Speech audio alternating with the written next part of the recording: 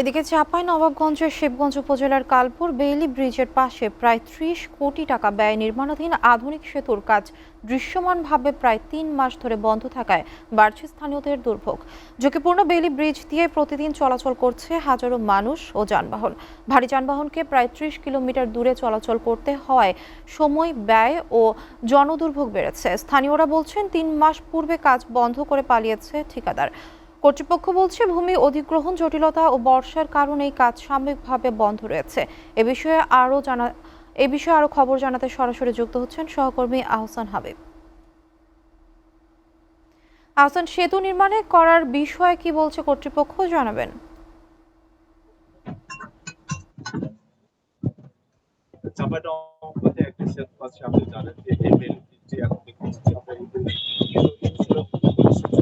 প্রায় এখন থেকে ৩০-৩২ বছর আগে, এখন এর পাশে প্রায় ২ বছর আগে একটি ব্রিজ প্রশস্ত করে নির্মাণ করা শুরু হয়েছে।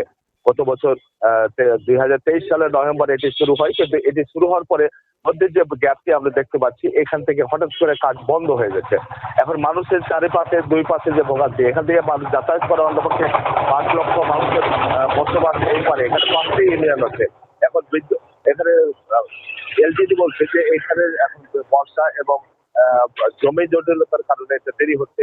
এখন এটা কি সমস্যা, এখন এটা আমরা জানতে চাচ্ছিলাম যে আপনি তো স্থানীয় অধিবাসী, আপনি যদি বলতেন এখানে কি কি সমস্যা আছে। ধন্যবাদ। এখানে এই যে আমাদের এই বেইলি ব্রিজটি প্রায় দীর্ঘ ৩২ বছর যাবৎ এখানে চলাচলের মাধ্যমে অনেক জরাজীর্ণ হয়েছে এবং এখানে প্রায় ৫টি ইউনিয়নের প্রায় ৩ লক্ষ মানুষের যাতায়াত। এখানে এই একেবারে অচল অবস্থা।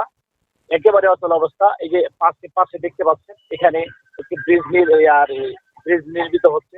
এখানে প্রায় ৫-৬ মাস যাবৎ কন্ট্রাক্টর এবং এখানকার যারা উদ্যোক্তা কর্মকর্তা যারা আছে তারা নিশ্চুপ একেবারে কাজ বন্ধ আছে। এখন কি কি সমস্যা হচ্ছে? দুই পারে কাজ বন্ধ আছে। ওনারা একেবারে নিখোঁজ। ওরা এখন পর্যন্ত তাদের কোনো সাড়াশব্দ নাই।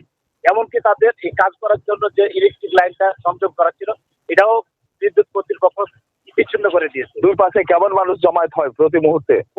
আপনি যে খেয়াল করতে দেখতে পাবেন যে মোটামুটি ৫ মিনিটের মধ্যে হাজার মানুষ এখানে জমায়েত হয়ে যায়।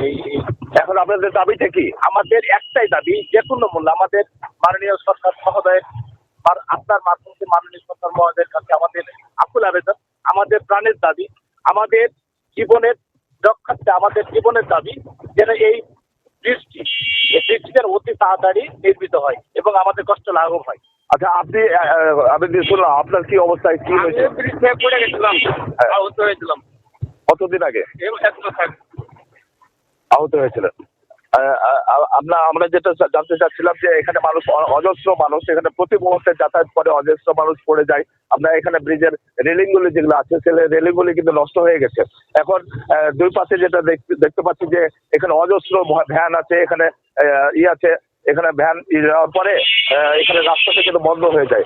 এখানে অজস্র মানুষ চলাফেরা করে। এই যে ভোগান্তি দেখছেন আপনারা, এই ভোগান্তি যে ব্রিজটির মধ্যখানে গ্যাপ, এই গ্যাপটা তৈরি বন্ধ হওয়ার পরে যে পাগলা নদী আছে, এই পাগলা নদীতে প্রায় এক সময় ক্ষেত্র নদী ছিল এটি, এই নদীর উপর ব্রিজ হচ্ছে। এখন একেবারে অজস্র মানুষের যাতায়াত, এই প্রতি মুহূর্তে পরীক্ষার্থী সহ রুগী এখানে আটকা পড়ে এবং তারা এখানে ভোগান্তির শিকার হয়।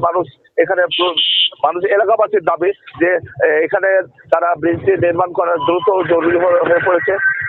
এখানে এলজিডি বলছেন যে এখানে চাঁপাইনবাবগঞ্জে এখানে জমির জটিলতা আছে, বাইপাস রোড যেটা, সেখানে সমস্যা আছে এবং বর্ষার কারণে এটি নাকি বন্ধ আছে। এখন মানুষ বলছে, এলাকাবাসী বলছে যে এটি ঠিকাদার পালিয়ে গেছে। এখন আশেপাশে যে কারেন্টের লাইট গুলো ছিল সেগুলো কিন্তু তারা সরিয়ে ফেলেছে। এখন জানি না এর শেষ কোথায়। মানুষ চাচ্ছে যে এই ব্রিজটি যেন শেষ হয়। প্রায় ৩০ কোটি টাকা ব্যয় নির্মাণে এই ব্রিজটি তৈরি করা হচ্ছিল। এলজিডির কাছে দাবি জানান এলাকাবাসী যাতে এই ব্রিজটি দ্রুত শেষ করা হয়, তাহলে মানুষের ভোগান্তি বাঁচবে। আপনি দেখতে পাচ্ছেন যে সড়কের দুই ধারে প্রতি মুহূর্তে সকাল বিকাল সন্ধ্যায় সব সময় মানুষ বন্ধ থাকে, প্রায় ১ ঘন্টা ধরে জাম থাকে। আহসান, আপনাকে ধন্যবাদ।